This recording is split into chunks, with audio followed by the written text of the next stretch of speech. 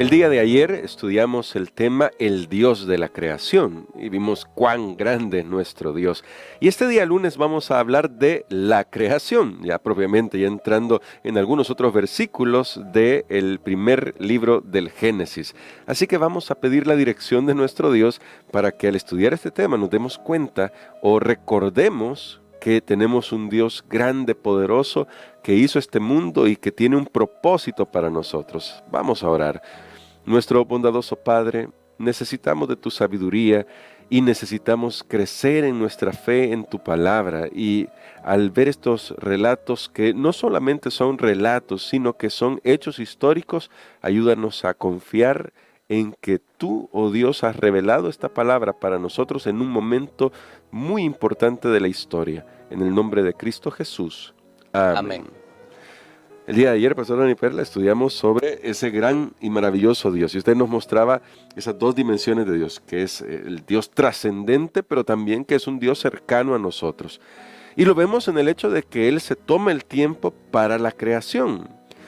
En el relato de la creación, Pastor, quizás habría que destacar dos cosas. En la lección se destacan algunos elementos, pero me gustaría destacar primero el hecho de ¿qué significa que cuando Dios terminaba de hacer algo en cada día de la creación, Él decía, y vio Dios, la Biblia dice, y vio Dios que era bueno?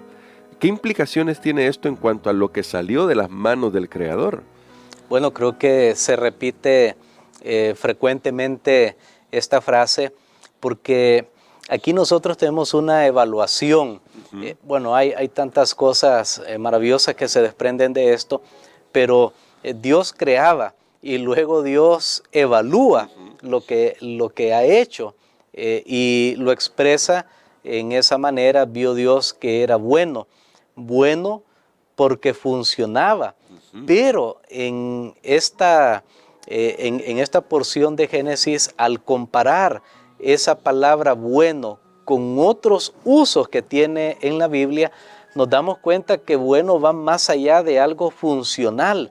Por ejemplo, en Génesis, el capítulo número 20, lo tenemos aquí, en Génesis, donde habla acerca de la palabra bueno, en 24:16. Sí. Génesis capítulo 24 y el versículo 16, se habla acerca de aquella joven Rebeca, y que era hermosa. Usa esa misma palabra que se usa para bueno en Génesis 1. Quiere decir que bueno, entonces aquí podemos ver dos usos, un uso ético y un uso estético. Ético, queremos decir que tiene una función, una funcionalidad. Por ejemplo, cuando Dios crea las luminarias, tenemos el sol y la luna. O sea, son buenas porque funcionan para lo que fueron hechos, precisamente para iluminar. Pero no solamente eso, son buenos también porque denotan una belleza, y en todo lo que Dios hace, y esa es la palabra estética, hay una cierta estética. Y esto creo que es una gran lección para nosotros, porque realmente Dios hace algo y lo hace bien, y lo hace con funcionalidad, pero también lo hace agradable a los sentidos. Amén. Por ejemplo, Dios pudo haber hecho todo de un solo color. Imaginémonos que todas las flores fueran grises, la grama fuera gris, las hojas de los árboles fueran grises, el cielo fuera gris, el agua fuera gris, y viéramos, no hubiera nada llamativo, no hubiera un descanso para la vista. Pero no, Dios hace colores, sabores, el cuerpo humano. Imagínense si la nariz Dios la hubiera puesto en otro lugar del cuerpo. Por ejemplo, hubiera puesto la nariz debajo de nuestro brazo. Bueno, y usted puede imaginar muchas cosas, pero Dios ubicó cada cosa con una función, pero también con una belleza. Ahí vemos que Dios es amante de lo bello, y es algo que siempre tenemos que tomar en cuenta en todo lo que hacemos, porque muchas veces solo vemos la funcionalidad. Solo vemos, bueno, que funciona, está bien, pero no importa cómo parezca. Muy bien, bueno, ahora ese relato que nos presenta a Dios haciendo estas evaluaciones constantes, nos muestran que este mundo apareció de manera repentina, es decir, Dios creó del mundo de forma repentina y este relato entonces contradice lo que comúnmente se llama la teoría de la evolución. Y pastor, aquí quizás no voy a tocar tanto el hecho de que existe una teoría de la evolución. La gente de ciencia ha creído que esa es la forma en que este mundo llegó a la existencia, por azar y por casi que diciendo nos hicimos a nosotros mismos. La Biblia dice que no, nadie se hizo a sí mismo. Pero me gustaría quizás destacar más, pastor, para que usted pudiera ayudarnos con esta reflexión a aquellos que creen en un Dios, creen en Dios, en la existencia de Dios, pero que quieren hacer coincidir la teoría de la evolución con ese Dios en el que creen. ¿Es esto compatible, pastor? ¿Creer en Dios y al mismo tiempo aceptar la teoría de la evolución? Bueno, nosotros tenemos el relato de Génesis muy claramente. Las primeras 3 palabras de toda la Biblia: en el principio creó Dios. En hebreo, ¿cómo suenan? No hablamos hebreo, pero sonarían más o menos así: Bereshit bara Elohim. Bereshit, en el principio, bara, crear, y Elohim es el nombre de Dios. Ahora, Bereshit y bara, en hebreo, las dos comienzan con B, las dos tienen un sonido, podemos decir, casi similar. De hecho, sin consonantes, las dos tienen la B, perdón, sin las vocales. Las dos tienen las consonantes, la B y la R. BR, BR, porque luego sabemos que en el lenguaje, en el idioma hebreo, pues las vocales no necesariamente se escribían. Sí. La gente sabía cuáles eran las vocales que iban allí. Pero ahora, ¿qué está diciéndonos esto? Que cuando allí nos relata, en el principio creó, y es lo que usted mencionaba, es una acción de Dios intencional, es repentina, porque irrumpe en el tiempo y en el espacio, pero nos demuestra que es algo que solo Dios puede hacer. La palabra, de hecho, la palabra Bereshit en el principio muy poco se menciona en el resto de la Biblia, y solo está en Jeremías, en algunos usos ahí que también hablan acerca de la creación. La palabra bara mayormente está asociada con la creación de Dios, que Él crea de la nada, y es algo que solamente Él puede hacer.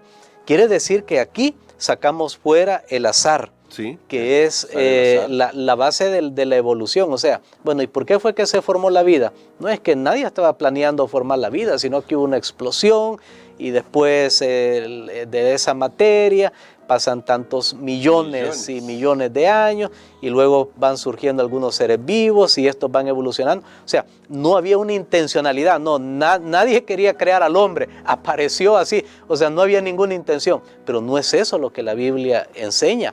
Estamos aquí por la acción de un Dios que ya vimos que es trascendente, que es inmanente, un Dios todopoderoso que planeó la creación de este mundo, de la vida en este planeta, incluyendo a los seres humanos. ¿Y qué pasa? Usted preguntaba, ¿qué pasa si alguien quiere conciliar esas dos cosas? Bueno, miren, la Biblia no es un libro de ciencia. Tal vez algunos se pueden alarmar por esto que yo estoy diciendo, pero el objetivo de la Biblia no es ser un libro científico, porque imaginémonos, hermano Gerson, si Dios hubiera querido darnos el relato de la creación, por ejemplo, todo lo que implica Génesis 1, la creación de cada cosa de este mundo, en términos científicos. En términos matemáticos. Matemáticos, físicos, no cabrían los libros en este mundo para que Dios nos explicara. Si el ser humano ahora está cambiando, que primero, bueno, que lo más pequeño era el átomo, y después descubrieron, no, que hay unas cuerdas, le llaman ellos, que luego, bueno, hay tantas teorías ahí.